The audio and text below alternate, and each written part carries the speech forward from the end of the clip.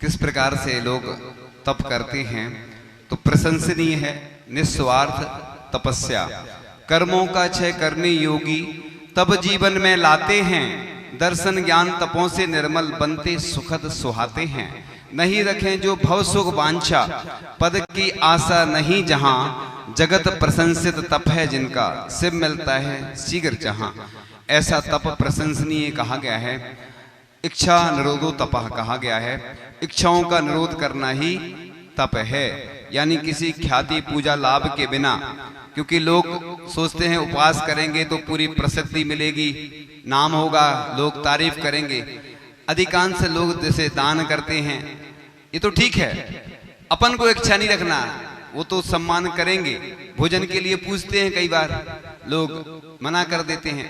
अधिकांश हमने देखा है जो आहार कराने जाते लोग उनसे पूछते हैं, और जो बाहर के आते कई बार उनको कोई नहीं पूछता है। तो ये अपन को देखना चाहिए, बाहर वालों को ज्यादा 10 बार पूछो, है ना, वो करें नहीं करें। तो अपन का ये जैसे इस प्रकार से ऐसी उपवास का है, कोई करता है सम्मान, ये तो भारतीय संस्कृति है सम्मान करने की। सम्मान उसका करना है कि उससे आगे परंपरा बनी रहे। जैसे कोई बिहार आदि करवाता है, वैसे ही अपनी दुकानदारी भी छोड़ता है, अपना अन्य कार्यों से समय निकाल के वो जाता है, मेहनत करता है। ऐसे ही कोई मंगल कार्य, मांगलिक कार्य होते हैं ना, अनुष्ठान होते हैं, महोत्सव होते हैं, तो कई बार सम्मान नहीं हो पाता, लोगों को विकल्प आता है। इसलिए विकल्प बिल्कुल नहीं करना है, इस भावना से कि घोर तप से शांति की वर्षा होती है। प्रखर सूर्य से ग्रीष्म काल में धरती जितनी तप जाती, उतनी ही फिर वर्षा होती, सब जीवों को सुख लाती। मोक्ष मार्ग में रमते योगी घोर तपस्या करते, महाशांति की वर्षा पावे, तृप्ति का अनुभव करते। जैसे वर्षा हो जाती ना, तो उपवास वालों को शांति हो जाती है। ऊपरी जो रहती ना वस्तुएं, जो वैयावृत्ति होती ना, उससे ज्यादा कुछ नहीं होता है, लेकिन शांति मिल जाती है, थकावट दूर हो जाती है। शंभे शेखर जी की वंदना करते हैं ना, तो पैर नमक के पानी में डालते हैं। हमें कई लोगों ने भी बताया कि जब थकान हो, विहार करके आते तो गर्म पानी में नमक डाल के उससे थकावट दूर हो जाती है। तो ऐसा नहीं होता कि भोजन की पूर्ति हो जाए। वैयावृत्ति से तुम पूरे शरीर में घी लगा लो या तेल लगा लो, उससे जैसे मकान कितना भी खराब हो, थोड़ी डेंटिंग पेंटिंग हो जाती तो अच्छा हो जाता है ना। और आचार्य श्री ने एक बहुत अच्छी बात बोली थी कि वैयावृत्ति से वात्सल्य बढ़ता है। जैसे सास बहू की वैयावृत्ति करे, बहू सास की वैयावृत्ति करती है, या घर में कोई भी एक दूसरे की, या परिवार समाज में शिविर में भी शिविरार्थी एक दूसरे की वैयावृत्ति करते हैं। मुझे याद आ गया, मैं राजस्थान गया, ब्रह्मचारी था उस समय। राजस्थान में भोजन करने गया एक घर में, उसके बाद वो ऐसा उदाहरण कहीं नहीं मिला। तो एक लड़का या व्यक्ति था, उसके यहाँ भोजन करने गए, कोटा की बात थी शायद, और वो 16 के कपड़े पहन के आया कि भैया जी को भोजन करवाना है। हमें बहुत खुशी हुई। वो उदाहरण फिर बाद में नहीं मिला, क्योंकि मुनि महाराज बनने के बाद तो ये रोज की बात है, तो इसलिए वो सामान्य बात हो जाती है। लेकिन ब्रह्मचारी अवस्था में ऐसे ही कई बार इस प्रकार से होता है कि व्यक्ति कुछ अलग हटके करता है, तो बस वो विशेष बात हो जाती है। तो इस प्रकार से 22 लाख वर्षों में करोड़ों की संख्या में दिगंबर साधु हो चुके हैं। ये गौरव की बात है अपने लिए। 22 लाख वर्षों में करोड़ों की संख्या में। पहले हमने बताया था कि 40 करोड़ जैन थे, और आज इतने के अंदर हैं, क्योंकि अपन लोग जनगणना नहीं करते। लोगों से कहीं भी जाओ, पूछो कितने घर हैं, 150 घर हैं। कभी कोई 170 कहता, कोई कहता कि वो तो इधर उधर चले गए। मतलब अपन लोगों को अपनी गिनती नहीं मालूम। तो कम से कम एक फॉर्म निकलना चाहिए, सबको भरना चाहिए, उससे ऐसे एक एक गांव से लेके एक नगर तक, शहर तक पूरी जनगणना हो जाएगी। क्या है, सबसे बड़ी बात ये होती है कि लोग आते तो बहुत सारे हैं, सलाह देने, योजनाएं बहुत बड़ी बड़ी बनती हैं। जैसे महाराज जी ने प्रेरणा दी कि इधर ऐसा ऐसा होना चाहिए, तो लोग कुतर्क करते हैं। हमने भी सोचा कि गुरुदेव ने 55 वर्ष से अधिक यहाँ साधना की है, क्यों ना पूरे देश भर में ऐसे स्कूल खोले जाएं, ऐसे हॉस्पिटल आचार्य श्री के नाम से खोले जाएं, ऐसे मांगलिक भवन बनाए जाएं जिसमें मंदिर जो दें वो पुण्यार्जक रहे, मंदिर जो जमीन देते हैं, मंदिर जो राशि देते हैं, और जो लोग देते हैं उनकी शिलापट्टी भी लगाई जाए, कोई दिक्कत नहीं इसमें, क्योंकि वो तो मांगलिक भवन होगा जिसमें आचार्य ऋषि के चित्र लगाए जाएं। 50 वर्षों में जो विशेष आचार्य ऋषि के द्वारा प्रेरणा से, मार्गदर्शन से, सानिध्य में काम हो, ऑडिटोरियम बोल सकते हैं उसको। जैसे किशनगढ़ में हमने तो देखा नहीं, सुना है कि RK मार्बल वालों ने बहुत सुंदर ऑडिटोरियम बनाया है, मैंने नहीं देखा, मैं इसलिए सुनता हूं तो इसलिए बता देता हूं।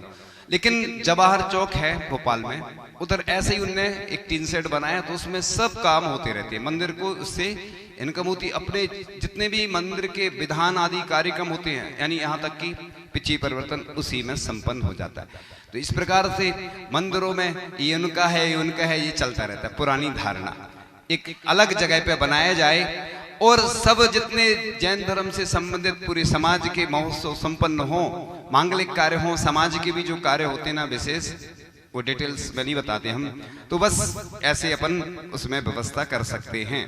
अब जब पंच इकट्ठे होंगे अलग अलग तो फिर चर्चा होगी, क्या होगा, कैसा होगा, ये तो हम अपनी बात बता रहे हैं। पूरे देश में ऐसे ही मांगलिक भवन आचार्य ऋषि के नाम से बनना चाहिए। हमने आचार्य ऋषि को कह दिया, आचार्य ऋषि ने अपना पूरा जीवन दे दिया, इसलिए गुरु की स्मृति में हम अपने आचार्य भगवान की स्मृति में ऐसा एक कार्य करें, क्योंकि और तुम चिंता नहीं करो, तुम करो चाहे नहीं करो, तुम तो करोगे। बहुत सारे लोग हैं देश दुनिया में, विदेश में भी हैं लोग जो देने तैयार रहते हैं। काम अच्छा करो तो हमने देखा है अपने आप सब कुछ होता चला जाता है। और जब भी कोई योजना बनती है तो पहले लगता कैसे होगी, क्योंकि लोगों की मेंटेलिटी ऐसी रहती ना, मानसिकता खराब रहती है। सरखर्जी चढ़ना हो ना तो सोचते हैं कि अरे कैसे पहुंचेंगे, क्या होगा। फिर जब यात्रा पूरी हो जाती है, आ जाते हैं, तो फिर आनंद की अनुभूति होती है। तो इस प्रकार से पारस पत्थर लोहे को सोना बना देता है, आचरण शैतान को भी इंसान बना देता है। आचरण की महिमा कहां तक कहूं बंधुओं, आचरण इंसान को भगवान बना देता है। इसलिए आज तप का है, जो कर्म क्षय के लिए तपते हैं वो तप कहलाते हैं। इसलिए गर्मी में भी आते ना तपा, 12 तप होते हैं, बाह्य और अभ्यंतर। ये उपवास आदि क्यों करते हैं, तो ये लिखा है शास्त्रों में कि ये तप जो है ना, उपवास मिथ्या दृष्टि लोगों के भी देखने में आते हैं। इसलिए जो प्रतिदिन भोजन कर रहे हैं और 10 दिन उपवास आदि करते हैं, तप है। मुनिराज तो देखो प्रतिदिन एकासन चलता है, बीच में उपवास हो जाते हैं और बड़े बड़े उपवास करते हैं। तो मुनिराज तो करते हैं, लेकिन ग्रस्त भी करके सबसे ज्यादा कठिन ग्रस्तों को होता है। कई लोग बोलते हैं हमसे उपवास नहीं होता है। जब भी पानी बरसे, बरसात शुरू में, तब उपवास करने का अभ्यास करो। क्योंकि आप क्या करते, जब गर्मी है, जैसे किसी को रात्रि में पानी छोड़ना है तो गर्मी में कभी भी नहीं छोड़े, पहले चतुर्मास में शुरू कर दे। क्योंकि ये जो मौसम रहता है ना, चतुर्मास का जठराग्नि मंद हो जाती, तो प्यास ज्यादा नहीं लगती है, और ठंड में भी ज्यादा प्यास लगती। गर्मी में साधु भी है ना, आहार करने के बाद आते हैं तुरंत तो गला सूखने लगता है। फिर रात में क्या स्थिति होती है, कुंडलपुर में जब नई नई दीक्षा हुई तो मालूम चलता था कि गर्मी क्या होती है। तो इस प्रकार से अपन आगे चर्चा करेंगे कि समताधारी जगत पूज्य होते हैं। ये तप का ही वर्णन चल रहा है। मैत्री रहे सभी जीवों पर, बैर भावना कभी वहां, सर्व दुखों में सहनशीलता, परिसय जय भी रही जहां, समता रखकर कठिन कठिन तप, तपते योगी कहलाते, जगत पूज्य तब गुण के धामी, हम सो को वे मन भाते। तो इसमें नियम सार में आचार्य कुंद कुंद स्वामी ने कहा है, किम का हदि वनवासो, काय क्लेशो विचितो वासो, अजेण मोड़ पहुदी, समदा रैदस्य समणस्य। यानी मुनि का मौन रहना, बड़े बड़े उपवास करना, सब व्यर्थ है समता के बिना। यहाँ ये नहीं कहा जा रहा है कि उपवास नहीं करो, उपवास करो तो ख्याति पूजा लाभ की इच्छा से नहीं करना। तो समता ही सामयिक है, 24 घंटे सामयिक होती है, लेकिन 3 बार इसलिए लिखी है। तो इस प्रकार से 12 तपों से संवर और निर्जरा कैसी होती है। इच्छाओं का निरोध करना समीचीन तप कहलाता, अंतरंग बहिरंग भेद से मुनियों के धारा जाता।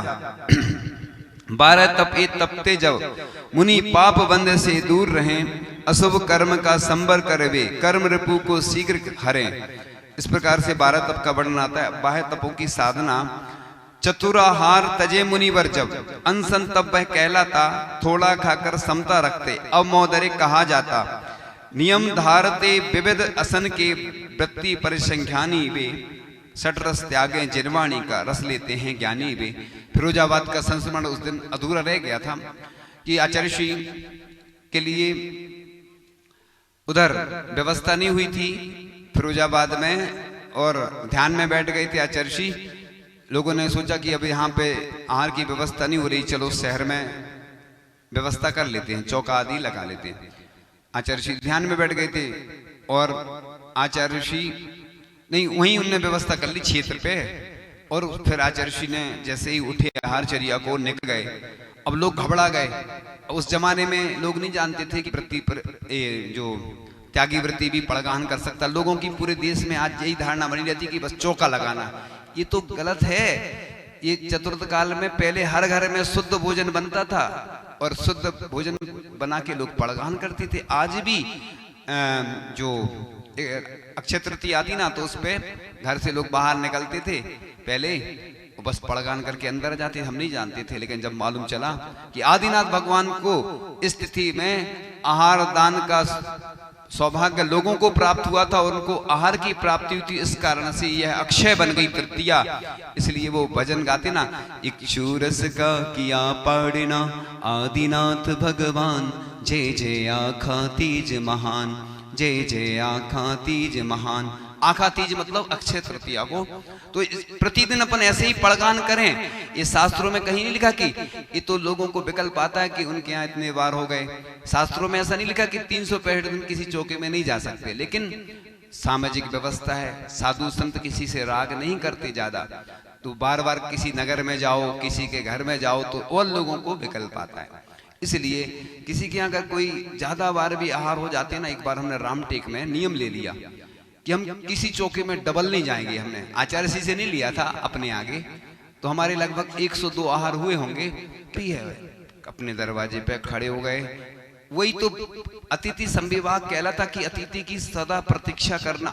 ऐसा लिखा है जय धवला पुस्तक में, 6वीं पुस्तक जब स्वाध्याय चल रहा था बहुरीबंध में, सबसे बड़ा ग्रंथ है जैन धर्म का।